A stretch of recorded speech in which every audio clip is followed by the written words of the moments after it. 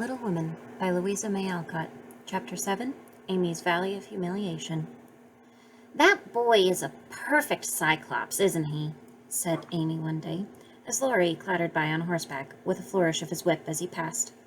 "Well, how dare you say so, when he's got both his eyes? And very handsome ones they are, too," cried Jo, who resented any slighting remarks about her friend. "Well, I didn't say anything about his eyes, and I don't see why you need to fire up when I admire his writing." "Oh my goodness, that little goose means a centaur when she called him a cyclops," exclaimed Jo, with a burst of laughter. "Well, you don't need to be so rude. It's only a lapse of linguae, as Mr. Davis says," retorted Amy, finishing Jo with her Latin. "I just wish I had a little of the money Laurie spends on that horse," she added, as if to herself, yet hoping that her sisters would hear. "Why?" asked Meg kindly, for Jo had gone off in another laugh about Amy's second blunder. "I need it so much. I'm dreadfully in debt, and it won't be my turn to have the rag money for a month." "In debt, Amy? What do you mean?" And Meg looked sober. "Why, I owe at least a dozen pickle limes, and I can't pay them, till I have money, for Marmee forbade my having anything charged at the shop." "Well, tell me about it. Are the limes the fashion now? It used to be pricking bits of rubber to make balls." And Meg tried to keep her countenance. Amy looked so grave and important. "Why, you see, the girls are always buying them, and unless you want to be thought mean, you must do it too.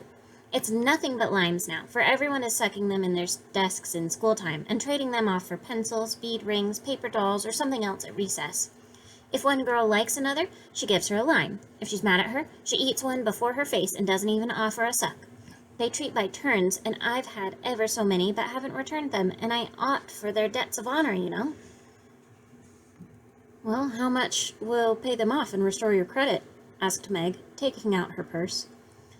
"A quarter would more than do it, and leave a few cents over for a treat for yourself. Don't you like limes?" "Not much. You may have my share. Here's the money. Make it last as long as you can, for it isn't very plenty, "Oh, thank you. It must be so nice to have pocket money. I'll have a grand feast, for I haven't tasted a lime this week. I felt delicate about taking any, as I couldn't return them, and I'm actually suffering for one." Next day, Amy was rather late at school, but could not resist the temptation of displaying, with pardonable pride, a moist brown paper parcel, before she consigned it to the inmost recesses of her desk. During the next few minutes, the rumor that Amy March had gotten 24 delicious limes, she ate one on the way, and was going to treat circulated through her set, and the attentions of her friends became quite overwhelming. Katie Brown invited her to her next party on the spot. Mary Kingsley insisted on lending her watch till recess, and Jenny Snow, a satirical young lady, who had basely twitted Amy upon her limeless state, promptly buried the hatchet and offered to furnish answers to certain appalling sums. But Amy had not forgotten Miss Snow's cutting remarks about some persons whose noses were not too flat to smell other people's limes, and stuck-up people who were not too proud to ask for them, and she instantly crushed the Snow girl's hopes by withering telegram. "You needn't be so polite all of a sudden, for you won't get any." A distinguished personage happened to visit the school that morning, and Amy's beautifully drawn maps received praise which honor to her foe rankled in the soul of Miss Snow, and caused Miss March to assume the airs of a studious young peacock. But alas, alas, pride goes before the fall, and the revengeful Snow turned the tables with disastrous success. No sooner had the guest paid the usual stale compliments and bowed himself out, than Jenny, under the pretense of asking an important question, informed Mr. Davis, the teacher, that Amy March had pickled limes in her desk. Now, Mr. Davis had declared limes a contraband article, and solemnly vowed to publicly ferule the first person who was found breaking the law. This much-enduring man had succeeded in banishing chewing gum after a long and stormy war, had made a bonfire of the confiscated novels and newspapers, had suppressed a private post office, had forbidden distortions of the face, nicknames, and caricatures, and done all that in one man could do to keep 100 rebellious girls in order. Boys are trying enough to human patience, goodness knows, but girls are infinitely more so, especially to the nervous gentlemen with tyrannical tempers and no more talent for teaching than Dr. Blimber. Mr. Davis knew any quantity of Greek, Latin, algebra, and ologies of all sorts, so when he was called a fine teacher, and manners, morals, feelings, and examples were not considered of any particular importance. It was a most unfortunate moment for denouncing Amy, and Jenny knew it. Mr. Davis had evidently taken his coffee too strong that morning. There was an east wind, which always affected his neuralgia, and his pupils had not done him the credit which he felt he deserved. Therefore, to use the expressive, if not elegant, language of a schoolgirl, he was as nervous as a witch and as cross as a bear. The word limes was like fire to power. His yellow face flushed, and he rapped on his desk with an energy which made Jenny skip to her seat with unusual rapidity. "Young ladies, attention, if you please." At the stern order, the buzz ceased, and 50 pairs of blue, black, gray, and brown eyes were obediently fixed upon his awful countenance. "Miss March, come to the desk." Amy rose to comply with outward composure, but a secret fear oppressed her, for the limes weighed upon her conscience. "Bring with you the limes you have in your desk," was the unexpected command which arrested her before she got out of her seat.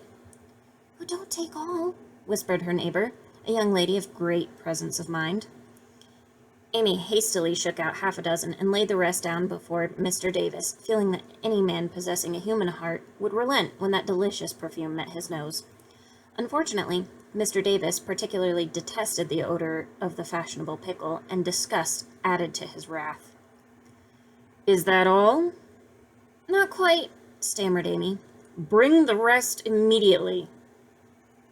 With a despairing glance at her set, she obeyed. "You're sure there are no more?" "I never lie, sir." "So I see. Now take these disgusting things 2 by 2 and throw them out the window." There was a simultaneous sigh, which created quite a little gust, as the last hope fled, and the treat was ravished from their longing lips. Scarlet with shame and anger, Amy went to and fro 6 dreadful times, and as each doomed couple, looking oh so plump and juicy, fell from her reluctant hands, a shout from the street completed the anguish of the girls, for it told them that their feast was being exulted over by the little Irish children, who were their sworn foes. This was too much. All flashed indignant or appealing glances at the inexorable Davis, and one passionate lime lover burst into tears. As Amy returned from her last trip, Mr. Davis gave a portentous "hem," and said, in his most impressive manner, "Young ladies, you remember what I said to you a week ago. I am sorry this has happened, but I never allow my rules to be infringed, and I never break my word. Miss March, hold out your hand."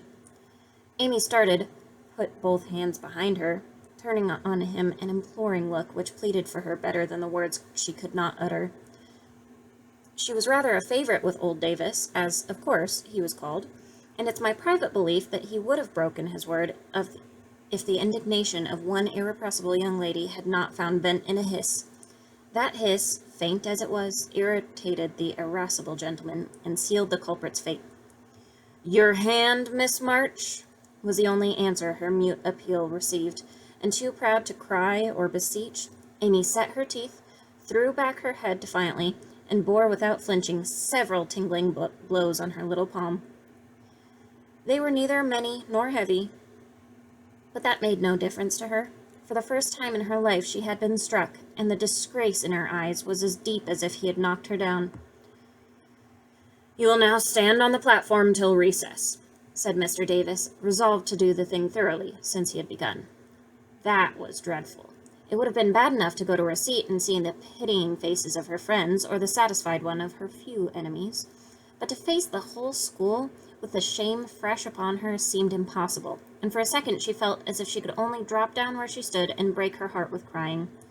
A bitter sense of wrong and the thought of Jenny Snow helped her bear it, and, taking an ignominious place, she fixed her eyes on the stove funnel above what now seemed to be a sea of faces, and stood there, so motionless and white that the girls found it hard to study with that pathetic figure before them. During the 15 minutes that followed, the proud and sensitive little girl suffered a shame and pain which she never forgot. To others, it might seem a ludicrous or trivial affair, but to her it was a hard experience, for during the 12 years of her life she had been governed by love alone, and a blow of that sort had never touched her before. The smart of her hand and the ache of her heart were forgotten in the sting of the thought, "I shall have to tell at home, and they will be so disappointed in me." The 15 minutes seemed an hour, but they came to an end at last, and the word "recess" had never seemed so welcome to her before. "You can go, Miss March," said Mr. Davis, looking, as he felt, uncomfortable.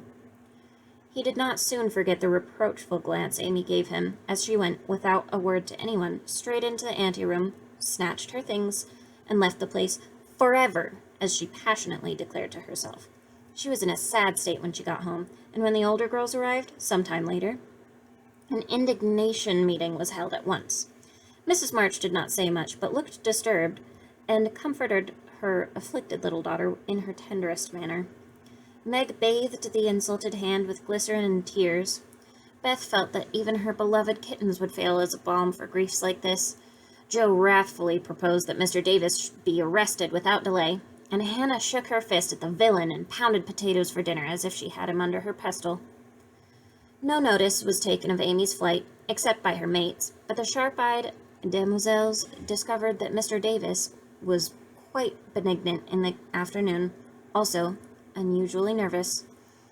Just before school closed, Jo appeared, wearing a grim expression as she stalked up to the desk and delivered a letter from her mother, then collected Amy's property and departed, carefully scraping the mud from her boots on the doormat, as if she shook the dust of the place off her feet. "Yes, you can have a vacation from school, but I want you to study a little every day with Beth," said Mrs. March that evening. "I don't approve of corporal punishment, especially for girls. I dislike Mr. Davis's manner of teaching, and I don't think the girls you associate with are doing you any good. So I shall ask your father's advice before I send you anywhere else." "That's good. I wish all the girls would leave and spoil his old school. It's perfectly maddening to think of those lovely limes," sighed Amy, with the air of a martyr. "I'm not sorry you lost them, for you broke the rules, and deserved some punishment for disobedience," was the severe reply, which rather disappointed the young lady, who expected nothing but sympathy. "Did you mean you were glad I was disgraced before the whole school?" cried Amy. "I should not have chosen that way of mending a fault," replied her mother, "but I'm not sure that it won't do you more good than a bolder method. You are getting to be rather conceited, my dear, and it's quite a time you set about correcting it. If you have a good many little gifts and virtues, but there is no need of parading them, for conceit spoils the finest genius. There is not much danger in that real talent or goodness will be overlooked long, even if it is. The consciousness of possessing and using it well should satisfy one, and the great charm of all power is modesty."